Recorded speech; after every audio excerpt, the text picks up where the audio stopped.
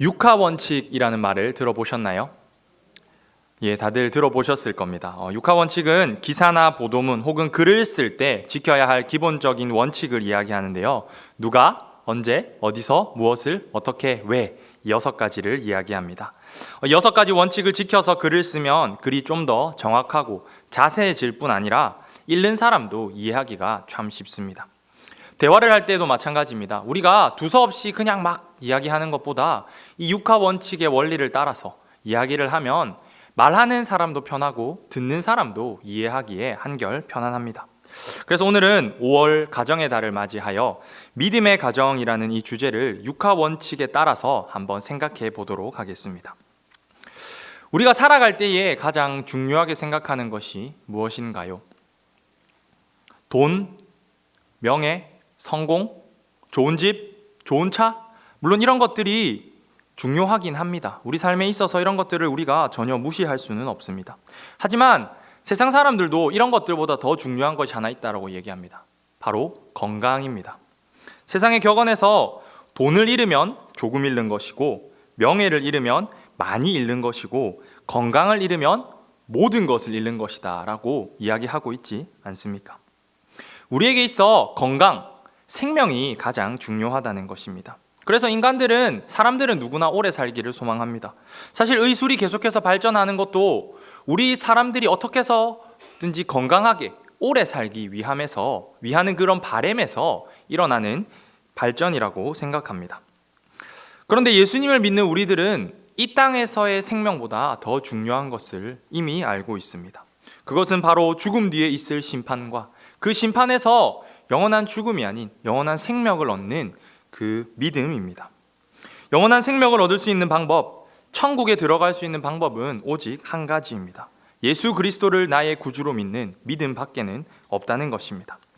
따라서 이 놀라운 비밀을 아는 우리 모두는 영원한 생명을 얻기를 소망하고, 또 나만 그것을 얻는 것이 아니라 나의 주변 사람들, 특별히 나의 가족이 그 영원한 생명을 같이 얻기를 소망합니다.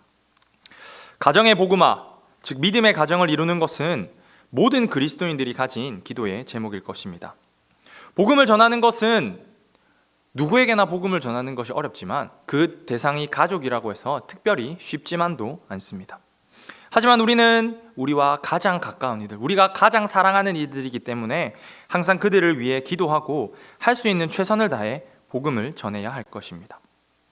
그러면 혹시 여기 계신 성도님들 가운데 이런 질문을 가지신 분이 있을 수도 있습니다. 강도사님, 우리 집은 이미 다 예수를 믿습니다.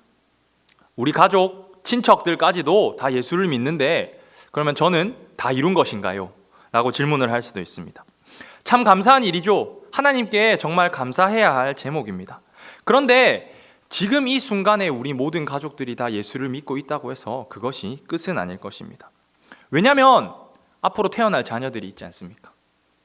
손주들, 그리고 또 손주의 아들, 그리고 또 그 내 자녀들, 손주들과 결혼할 사위들, 며느리들, 이런 사람들까지도 우리가 다 복음을 전해야지 되지 않겠습니까?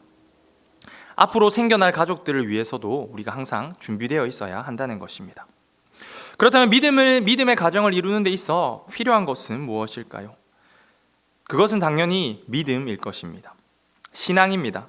우리에게 예수 그리스도를 믿는 그 믿음, 신앙이 있어야지만 우리의 가정은 믿음의 가정이 될 수 있을 것입니다. 그렇다면 우리의 가정에 믿음이 있기 위해서 가장 필요한 것이 무엇일까요? 믿음의 가정을 이루기 위해 가장 필요한 첫 번째, 무엇? 이것은 바로 신앙을 가르치는 것입니다. 믿지 않는 부모님들을 전도하는 것도 분명 중요합니다. 하지만 오늘 이 시간에는 우리가 우리의 자녀들을 어떻게 신앙으로 가르칠지에 대해서 함께 생각해 보도록 하겠습니다. 오늘 우리가 살아가는 시대는 정말 빠르게 변화하고 있습니다. 요즘 젊은 세대들의 문화를 살펴보면 우리 부모님 세대들은 그 문화를 따라하는 것은 물론이고 이해하는 것도 쉽지 않다는 것을 느끼게 됩니다.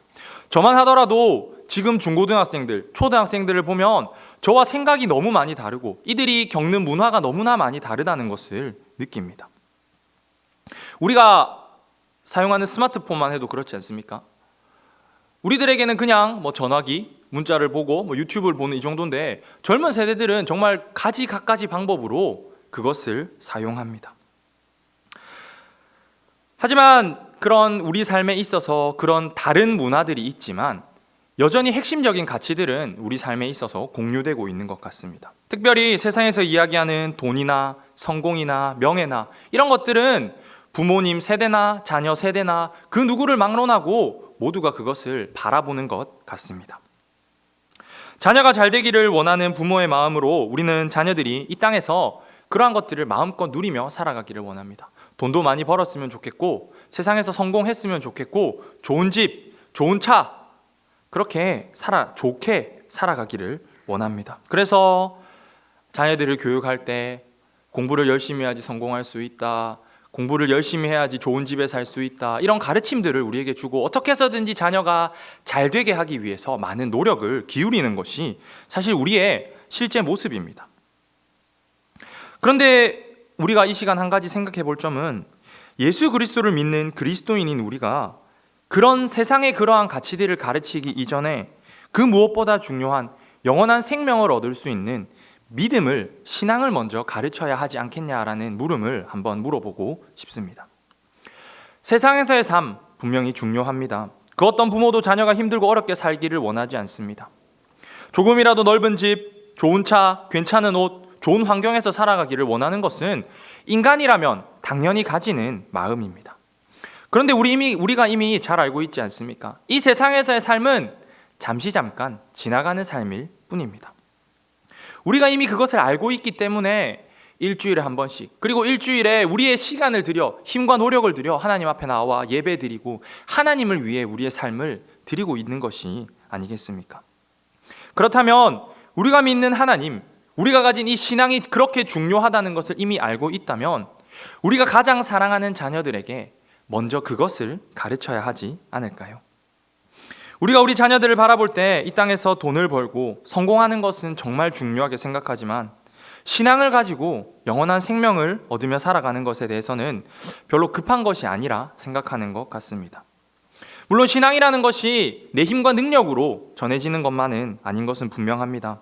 하지만 그렇다고 해서 언젠간 하나님을 믿겠지라는 생각으로 마냥 내버려 둘 수만도 없는 것입니다. 한번 생각해 봅시다. 만약 내일 예수님께서 온다고 합시다. 오는 것을 우리가 알게 되었습니다. 그러면 여러분 오늘 이 시간 집으로 돌아가서 자녀들에게 최선을 다해 복음을 전하지 않겠습니까? 당연히 우리가 정말 그 믿음을 귀중하게 생각하고 있다면 복음을 우리 자녀들에게 전할 것입니다. 그런데 예수님이 언제 오실지는 아무도 알지 못합니다. 마태복음 24장 36절에서는 이렇게 말씀하셨습니다. 그러나 그날과 그때는 아무도 모르나니 하늘의 천사들도 아들도 모르고 오직 아버지만 아시느니라. 분명 예수님께서 명확하게 이야기하셨습니다. 자신이 언제 다시 오실지 아무도 알지 못한다. 그 순간이 지금 이 순간이 될지, 내일이 될지, 아니면 조금 더 뒤가 될지 우리는 결코 알 수 없다는 것입니다. 그런데 우리는 이렇게 생각하는 것 같습니다. 지금도 아니고 내일도 아니고 좀 뒤의 일이지 않을까. 그러니 우리가 우리 가족들에게 복음을 전하는 데에 정말 최선을 다하지 않는 것처럼 여겨집니다. 오늘 이 시간 혹 우리 마음속에 안일하게 생각했던 점이 있다면 다시 한번 우리의 마음을 다잡기를 소망합니다. 그렇다면 우리가 우리 자녀들에게 복음을, 신앙을 가르쳐야 하는데 누가 그것을 가르쳐야 할까요? 두 번째는 누구입니다. 신앙은 바로 내가 가르쳐야 하는 것입니다. 일반적으로 자녀와 가장 가까운 사람은 부모입니다. 저에게 딸이 한 명 있는데요. 지금 저기 위에 있는데 처음 세상에 태어나서 아무것도 할 수 없을 때부터 돌봐줍니다. 그래서 이제 한 1년쯤 키우니까 걸어 다니기도 하고 소리를 지르기도 하고 그렇게 합니다. 태어나면서부터 자라는 과정을 계속해서 지켜보고 또 필요를 채워주는 것이 부모의 당연한 역할이기 때문에 자녀와 부모의 관계는 이 세상 그 누구보다 가까울 수밖에 없습니다. 누구보다 많은 시간을 함께 보내고 많은 것을 공유하기 때문에 서로에게 가장 많은 영향을 미칠 수 있는 존재들입니다. 자녀에게 가장 큰 영향을 미칠 수 있는 존재가 부모이기 때문에 우리는 우리 자녀에게 신앙을 먼저 가르쳐야 한다는 것입니다. 아이들이 말을 하지 못할 때도 필요한 것이 있으면 누구를 찾습니까? 엄마를 찾지 않습니까? 지나가던 아저씨를 붙잡고 자기가 필요한 것을 이야기하지 않잖아요. 나이가 들어서도 기쁘거나 슬픈 일이 있으면 부모님에게 연락을 합니다. 그래서 그 기쁨과 슬픔을 함께 공유합니다. 부모가 하지 못하는 것은 다른 사람도 할 수 없는 것이 당연합니다. 물론 전문성이 필요한 부분에 있어서는 전문가들이 어느 정도의 역할을 해줄 수 있지만 부모가 자녀에게 할 수 있는 것만큼은 절대 할 수 없다는 것입니다. 그렇기 때문에 자녀에게 신앙을 가르치는 것은 부모의 당연한 역할입니다. 자녀에게 가장 많은 영향을 끼칠 수 있고 가장 가까운 관계인 부모가 신앙을 가르치지 않는다면 도대체 누가 우리 자녀에게 신앙을 가르치겠습니까? 오늘 우리가 읽어본 말씀 7절의 앞부분에서도 분명하게 이야기하고 있습니다.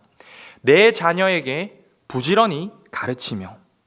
성경은 우리의 자녀들을 다른 사람에게 맡기라고 이야기하고 있지 않습니다. 내 자녀를 교육자들에게, 선생님들에게, 친구들에게 맡겨서 가르치라 라고 이야기하는 것이 아니라 내 자녀에게 당신이, 우리가 반드시 잘 가르쳐야 한다라고 이야기하고 있습니다. 부모가 자녀에게 신앙을 가르치지 못한다면 다른 사람도 자녀들에게 신앙을 가르치는 것이 참 어렵습니다. 가장 많은 시간을 공유하는 부모로부터 배우지 못하는 것을 다른 사람에게 배우는 것은 물론 가능은 하지만 훨씬 더 어렵다는 것입니다. 전문성이라는 부분에 있어서 부모님들이 신앙을 가르치는 것이 조금 부족하게 느껴질 수도 있습니다. 그런데 우리가 아이들을 가르칠 때, 아이들에게 신앙을 가르칠 때 처음부터 굉장히 어려운 내용을 가르치지 않습니다. 가장 기초부터 하나님이 누구인지, 하나님의 말씀이 어떤 것인지, 하나님을 믿으면 어떻게 살아가야 하는지 가장 기초적인 것부터 자녀에게 가르친다는 것입니다. 그리고 자녀가 조금 자라서 이제 우리에게 어려운 질문을 하기 시작하면 그때 부모님들이 물어보면 됩니다. 교육자들에게. 이런 질문을 했는데 어떻게 대답해 줘야 할까요? 그러면 우리 교육자들은 기쁜 마음으로 그 질문에 대한 대답을 가르쳐 드릴 것입니다. 그리고 이 가르침은 항상 이루어져야 합니다. 자녀에게 신앙을 가르치는 것은 항상 이루어져야 한다는 것입니다. 언제입니다. 야구 선수 중에 공을 던지는 사람을 투수라고 합니다. 투수들도 보면 두 종류가 있습니다. 오른손으로 공을 던지는 사람과 왼손으로 공을 던지는 사람이 있습니다. 그런데 투수들을 자세히 보게 되면 왼손으로 공을 던지는 투수는 왼손으로는 절대 무거운 걸 들지 않습니다. 가방을 멜 때도 왼쪽 어깨로는 가방을 메지 않습니다. 왜냐하면 자신이 야구 선수이기 때문에, 자신의 삶에서 그 순간에는 야구가 가장 중요하기 때문에 야구를 하는데 모든 것을 집중하기 때문입니다. 우리 또한 마찬가지입니다. 우리는 이 땅의 가치를 바라보는 것이 아니라 하늘의 가치를 바라보며 살아가는 사람들입니다. 이 땅의 그 무엇보다 고귀한 하늘의 영광이 우리에게 약속되어 있기에 우리는 지금 이 시간, 우리의 귀한 시간을 들여서 이렇게 하나님께 예배드리고 있는 것입니다.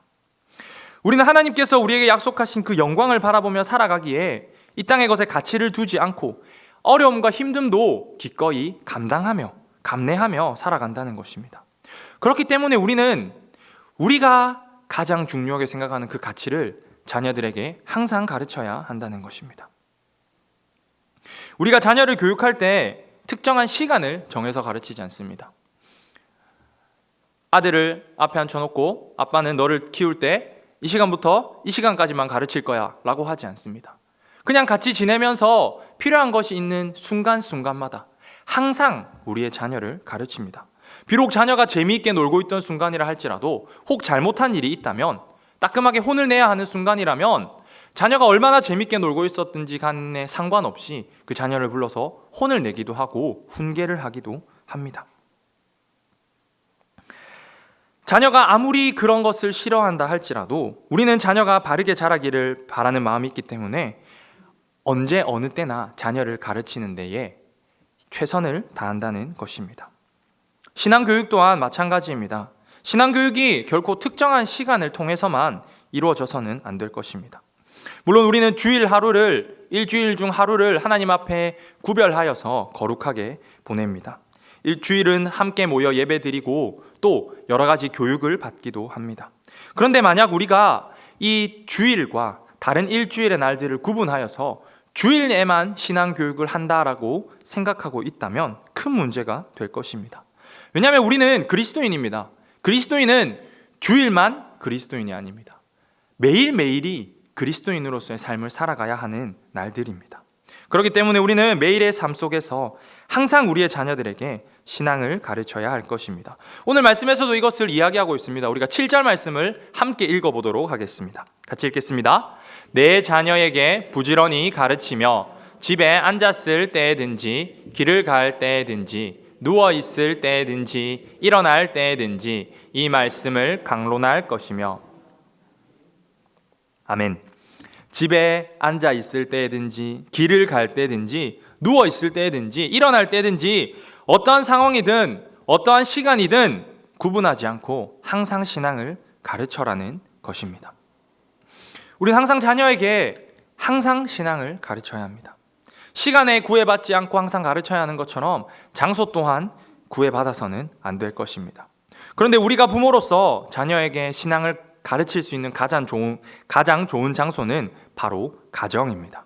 우리는 우리 자녀에게 신앙을 가르칠 때 가정에서 먼저 가르쳐야 할 것입니다. 우리가 자녀와 가장 많은 시간을 보내는 곳이 어디입니까? 식당이 아니라 당연히 가정이겠죠.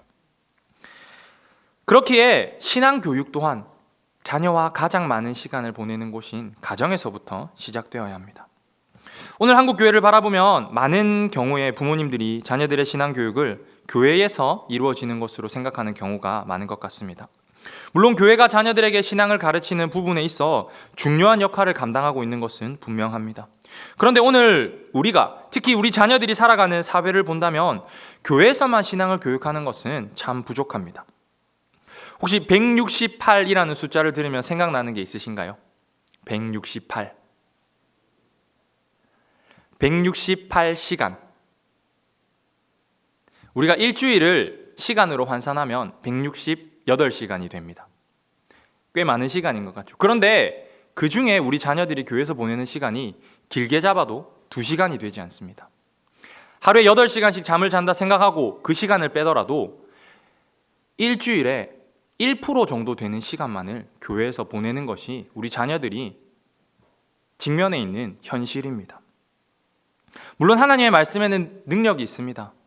1분 1초만 하나님의 말씀을 듣더라도 하나님께서 역사하신다면 그것이 우리 자녀들의 삶에 변화를 일으킬 수 있습니다.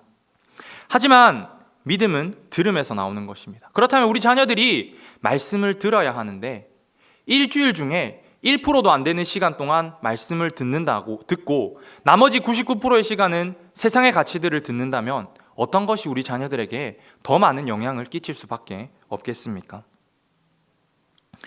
산술적으로 생각해 보더라도 너무나 많은 차이가 나기 때문에 교회에서 보내는 시간만으로 우리 자녀들에게 신앙을 가르치는 것은 절대적으로 부족할 수밖에 없습니다. 요즘 아이들이 참 바쁩니다. 학교도 늦게 마치고 학교를 마친 뒤에는 또 학원도 가야 되고 또 쉴 때는 친구들이랑 놀기도 해야 합니다. 그러니 시간이 늘 부족하죠. 당연히 부모님과 보내는 시간도 적을 수밖에 없습니다. 그래도 집에서 부모님과 보내는 시간이 일주일 중 하루 교회에 나와서 보내는 시간보다는 긴 것이 당연하지 않습니까? 그러니 교회에서 신앙 교육을 하는 것은 물론이고 가정에서도 우리가 우리 자녀들에게 신앙을 가르쳐야 할 것입니다. 자, 그러면 우리가 지금까지 4가지를 살펴보았습니다. 첫 번째, 우리가 무엇을 가르쳐야 하냐? 신앙을 가르쳐야 합니다. 누가 가르쳐야 하나? 내가 가르쳐야 합니다. 언제 가르쳐야 하나? 항상 가르쳐야 합니다. 어디에서 가르쳐야 하는가? 가정에서 가르쳐야 하는가를 보았습니다. 그러면 이제 우리가 아이들에게 신앙을 어떻게 가르칠 건가가 문제가 됩니다. 사실 이 부분이 우리에게 많은 고민이 되는 것 같습니다. 우리 모두가 사실 너무나 잘 알고 있지 않습니까? 자녀에게 신앙을 잘 가르쳐야 한다. 그런데 막상 가르치려고 하니 도대체 무엇을 어떻게 가르쳐야 하는지가 우리에게 참 큰 부담이 되고 걸림돌이 된다는 것입니다.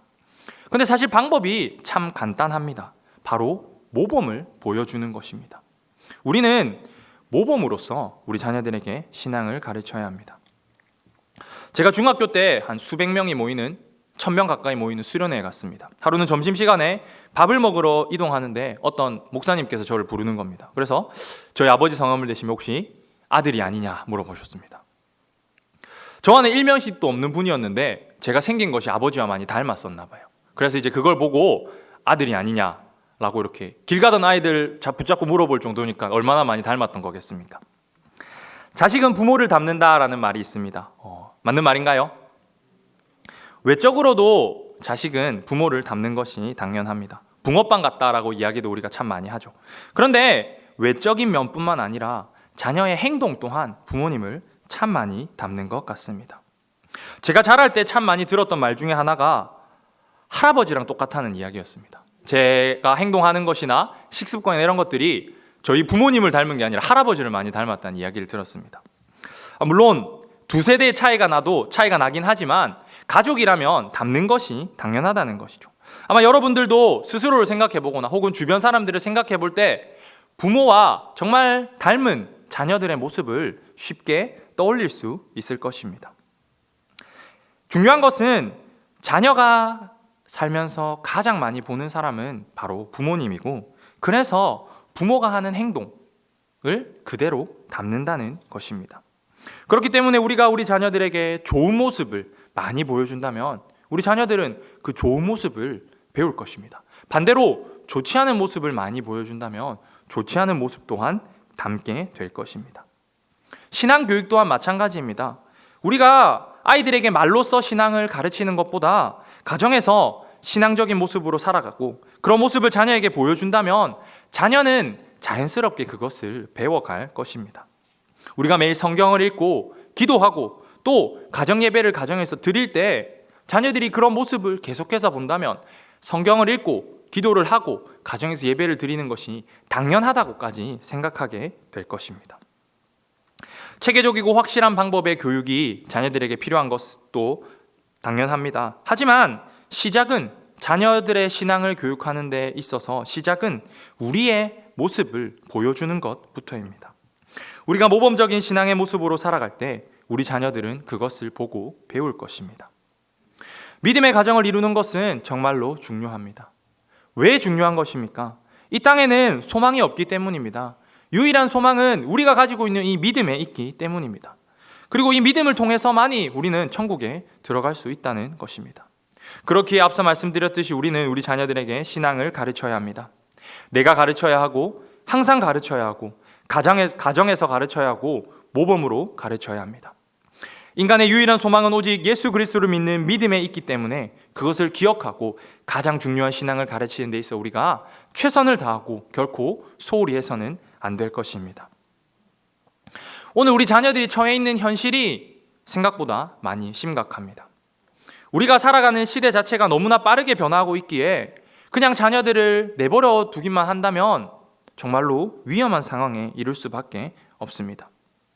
우리 자녀들이 학교에서 정말 많은 시간을 보냅니다. 중고등학생이 되면 하루에 반나절 이상을 학교에서 보냅니다. 그런데 우리 아이들이 학교에서 배우는 교육에는 정말 단 한 줄도 신앙적인 부분이 없습니다. 사회에서 벌어지고 있는 현상들, 또 우리 자녀들이 살아가고 있는 환경 또한 그 어느 것 하나 기독교적 가치관에 합당한 것이 없습니다. 학교에서 가르치는 것은 전적으로 세상의 가치들입니다. 학교에서 가장 중요한 것이 무엇입니까? 무엇이 가장 중요합니까? 성적입니다.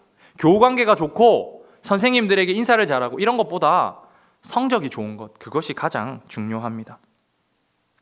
성적 잘 받는 것 좋습니다. 아이들이 좋은 성적 받아서 칭찬받고 하면 부모로서 좋을 수밖에 없습니다. 그런데 과연 어느 정도의 성적이 정말 잘 받은 성적일까요?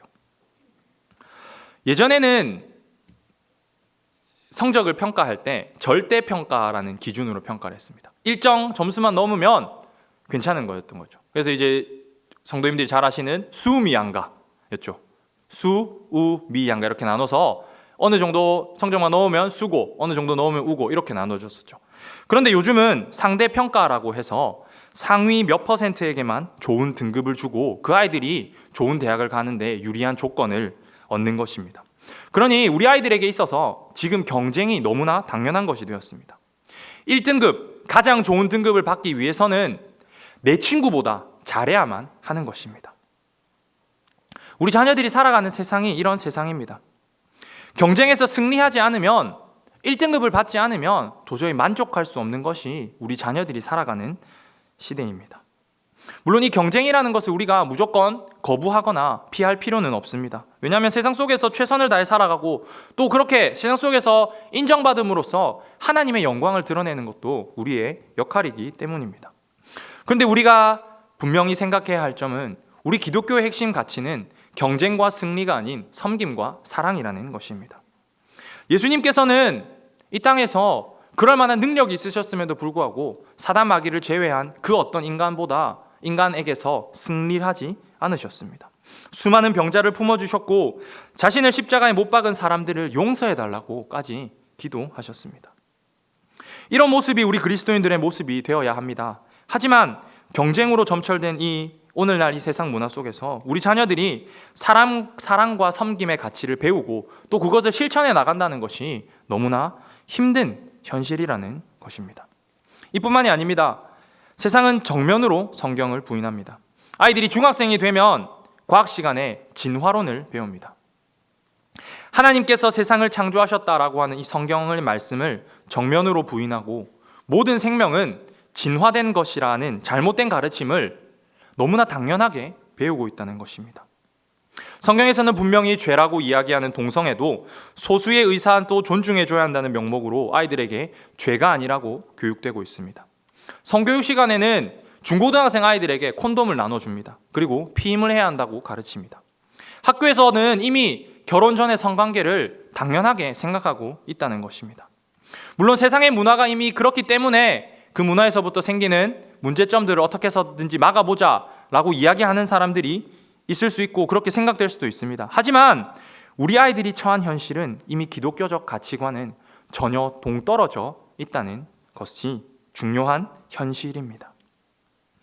그러니 이런 아이들에게 일주일에 하루 겨우 2시간 남짓한 이 시간에 그 시간만 신앙을 가르친다면 부족할 수밖에 없는 것입니다. 학교에서 시간을 보내는 만큼 거기와 비교는 될 수 있을 정도의 시간을 투자해서 우리가 신앙을 가르쳐야 하는데 그러지 못하니 우리 아이들이 너무나 자연스럽게 세상의 가치관들에 물들어간다는 것입니다. 제가 이전에 가르쳤던 아이들과 신앙적인 이야기를 한 적이 있었습니다. 그런데 그 아이들이 가장 먼저 하는 질문이 뭔지 혹시 예상이 되십니까? 신이 진짜 있어요? 라는 질문입니다. 하나님이 진짜냐라는 질문이 아니라 신이 실제로 존재하느냐라는 질문입니다. 무신론이 신이 없다라고 생각하는 것이 우리 아이들이 이미 일반적으로 가지고 있는 생각이라는 것입니다. 신을 믿는 것, 종교를 가지는 것을 인간이 자신의 지식으로 이해할 수 없는 것을 포장하기 위해 만들어낸 것이다 라고까지 이야기하는 아이도 제가 만나보았습니다. 그러니 이 세상의 유일한 신은 하나님이다.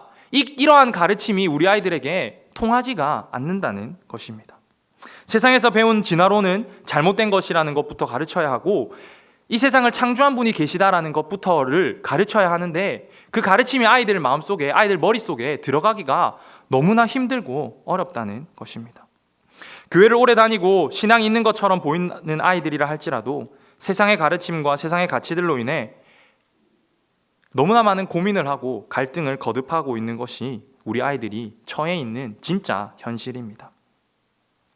오늘 이 자리에 계신 부모님들, 우리 아이들이 처한 현실이 정말 만만치가 않습니다. 교회를 떠나면 정말 단 한 글자도 신앙적인 것이 없는 시대입니다. 요즘 세상에서 이슈가 되는 많은 사건들을 돌아보면 저 개인적으로는 노아의 때도 정말 이렇게 악했을까라는 생각이 들기도 합니다. 요즘 젊은 세대들 사이에서 유행처럼 사용되는 단어 중 하나가 비혼이라는 단어입니다. 혹시 들어보셨나요? 비혼. 결혼의 반대말이라고 하는데 결혼을 하지 않는다라는 이 문장은 결혼이 당연히 해야 되는 것이기 때문에 결혼을 하지 않는다가 아닌 비혼이라는 단어를 사용한다고 해서 만들어낸 단어입니다. 하나님께서 창조하신 최초의 공동체, 가정을 정면으로 부정하는 것입니다. 또한 성소수자라고 이야기하는 이 동성애는 하나님의 창조를 무너뜨리는 것이고 가증한 것이라고 말하는 음란과 음행은 이 땅 가운데 만연한 지가 너무나 오래되었습니다. 앞서 말씀드렸던 168시간 중 2시간, 너무나 부족한 시간이지 않습니까? 우리가 이 문제를 가볍게만 어떻게든 되겠지라고 생각해서는 절대 안 될 것입니다. 사랑하는 성도 여러분, 우리가 우리의 자녀들을 붙잡아야 합니다. 거듭된 자녀의 방황에도 끝까지 포기하지 않고 눈물로 부르짖었던 어거스틴의 어머니 모니카처럼 우리도 끝까지 눈물로 자녀들을 붙들어야 합니다. 요즘 우리 사회를 보면 가정부터가 무너져 간다는 생각이 참 많이 듭니다. 출산율은 점점 줄어들고 젊은 세대들도 결혼하는 것을 더 이상 당연하게 생각하지 않습니다. 동성애와 비혼 같은 이런 개념들이 우리 사회에 자리 잡은 것 또한 정상적인 것과는 거리가 멀지 않습니까? 지금 우리가 우리 자녀들을 붙들지 않는다면 우리 자녀 세대의 자녀 세대가 되면 더 이상 우리가 생각하는 가정이라는 것이 존재하지 않을지도 모릅니다. 우리 자녀들에게 신앙을 가르칩시다. 늦지 않았습니다. 자녀의 나이가 어떻든 간에 자녀들의 부모님은 바로 여러분입니다. 여러분의 자녀를 가장 사랑하는 사람인 부모님인 여러분들이 하지 않는다면 그 누구도 할 수 없는 것입니다. 사랑하는 우리 자녀가 정말 마지막 때에 영원한 지옥에서 고통받기 원하시는 부모님들은 아무도 없을 거라 생각합니다. 그래서 이 시간 잠깐 우리가 자녀들을 신앙으로 교육하는 데 필요한 몇 가지 방법을 함께 생각해 보고자 합니다. 우리가 자녀들을 신앙으로 교육하는 데 가장 필요한 것은 자녀들과 함께 시간을 보내야 한다는 것입니다. 한 교육 전문 기관에서 2018년도에 조사를 했는데요. 중학생 이하 아이들이, 초등학생과 중학생입니다.를 대상으로 조사했을 때 부모 중 한 명 이상과 보내는 시간이 하루에 48분이라고 합니다. 평균적으로. 24시간 중에 고작 48분만을 부모님 중 한 분과 보낸다라고 합니다. 그리고 이들 중 아버지와 보내는 평균 시간이 몇 분인지 아십니까? 겨우 6분입니다. 그러니까 오늘 우리 사회의 부모님들이 자녀와 보내는 시간이 너무나 작다는 것입니다. 하루에 10%도 안 되는 시간만을 부모님과 함께 공유한다는 것입니다. 그러니 보내는 시간 자체가 작으니 이야기할 시간은 더더욱이 없을 것입니다. 부모와 자녀와의 관계에 관해서는 좋은 책들이 많이 있습니다. 제가 이 시간 이야기하기에는 너무 시간도 많이 걸리고 또 저보다 더 좋은 가르침들을 줄 수 있는 책들이 있기 때문에 그런 책들을 한번 읽어보시면 자녀와의 관계에 있어 정말 많은 도움이 될 것입니다. 중요한 것은 우리가 우리 자녀들을 교육하기 위해서는 자녀와 보내는 시간이 있어야 하고 자녀와 대화하는 시간이 있어야 한다는 것입니다. 자녀들이 신앙생활을 하다 보면 궁금증들이 생깁니다. 자연스럽게 생각이 많아지게 되고 신앙적인 물음들도 생기게 됩니다. 그런데 우리 사회라는 곳 자체가 질문을 좋아하지 않는 곳이다 보니 이런 궁금증들을 물어볼 곳이 사실 없습니다.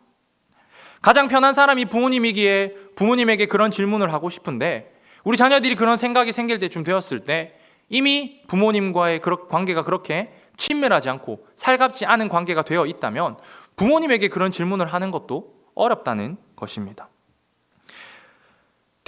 자녀들과의 대화 시간이 있다면 그냥 일상적인 대화를 하는 가운데 자연스럽게 신앙적인 대화도 할 수 있을 것입니다. 그런 자녀들이 가지는 질문들에 대해서 우리가 답을 해줄 수도 있을 것입니다. 그런데 그런 질문들에 답을 해주기 위해서는 우리가 먼저 답을 알아야 할 것입니다. 우리가 먼저 신앙에 대해서 잘 알고 있어야 한다는 것이죠. 자녀들에게 신앙을 가르쳐줄 준비가 우리가 먼저 되어 있어야 한다는 것입니다. 그리고 또 다른 한 가지는 자녀들 앞에서 절대 교회 욕을 해서는 안 된다는 것입니다. 제가 가르쳤던 아이가 한 명 있었습니다. 유치원 때부터 중학생, 고등학생 될 때까지 봐왔던 아이였는데 사춘기의 아이들이 그렇듯이 한 번씩 저에게 와서 부모님에 대한 불만을 털어놨습니다. 그런데 그 아이가 하는 말 중에 부모님이 교회 욕을 맨날 한다는 것이었습니다. 물론 교회나 교역자 혹은 다른 교인들이 마음에 들지 않을 때도 있습니다. 그리고 서운한 마음이 생길 때도 있습니다. 그런데 우리가 자녀들 앞에서 그것을 이야기하고 자녀들이 그것을 듣는 순간 자녀들을 신앙으로 교육하기가 정말로 어려워진다는 것입니다. 실제로 제가 가르쳤던 그 아이는 물론 그 때문만은 아니었겠지만 바른 신앙을 가지고 잘 자라지 못했습니다. 지금 고등학생인데 지금도 한 번씩 연락을 하는데 여전히 방황을 하고 힘들어하고 있습니다. 계속해서 기도 제목이기도 하고 참 안타까운 일입니다. 말씀을 정리하도록 하겠습니다. 사랑하는 성도 여러분, 우리는 믿음의 가정을 세워나가야 합니다. 믿음의 가정은 다른 사람이 세워주는 것이 아니라 우리가 세우는 것입니다. 물론 믿음을 허락해 주시는 분은 하나님이시기 때문에 하나님의 도구로 우리가 사용되지만 그 우리가 하나님의 도구로 사용되기 때문에 우리가 잘 준비되어야 한다는 것입니다. 우리가 먼저 신앙의 중요성을 깊이 깨닫고 특히 우리 가정, 우리 자녀들에게 신앙을 가정에서 모범으로 항상 가르칠 때에 그 무엇보다 중요한 신앙을 그들이 배우고 품게 될 것입니다. 혹 자녀들이 여러분들에게 물어보는 것 가운데 너무 어려운 질문이 있을 수도 있습니다. 그러면 그것은 교육자들에게 물어보시면 기쁜 마음으로 가르쳐 드릴 것입니다. 그리고 또한 한 가지 더 중요한 것은 바로 기도입니다. 우리 자녀들이 처한 현실이 앞서 잠깐 말씀드렸듯이 정말 만만치가 않습니다. 헛되고 악한 세상의 가치관들 속에서 우리 자녀들이 신앙을 지키며 살아간다는 것 자체가 너무나 어렵습니다. 그러니 우리가 기도로서 그들을 세워가야 합니다. 이것은 누구 한 사람만의 역할이 아닙니다. 이것은 우리 교회의 성도님들이라면 우리 교회에 속해 있는 모든 자녀들을 위해 당연히 해야 할 역할입니다. 나의 가정, 나의 자녀도 중요하지만 우리 교회에 속한 모든 아이가 하나님께서 우리에게 보내주신 믿음의 자녀라는 사실을 기억하고 기도로서 힘을 내시기를 소망합니다. 자녀들에게 신앙을 가르쳐 믿음의 가정을 이루어 나가고 또 그 아이들이 자신들의 아이에게 신앙을 가르쳐 믿음의 가정을 이루는 놀라운 믿음의 역사가 이루어지는 우리 모든 성도님들의 가정이 되기를 간절히 소망합니다. 아멘.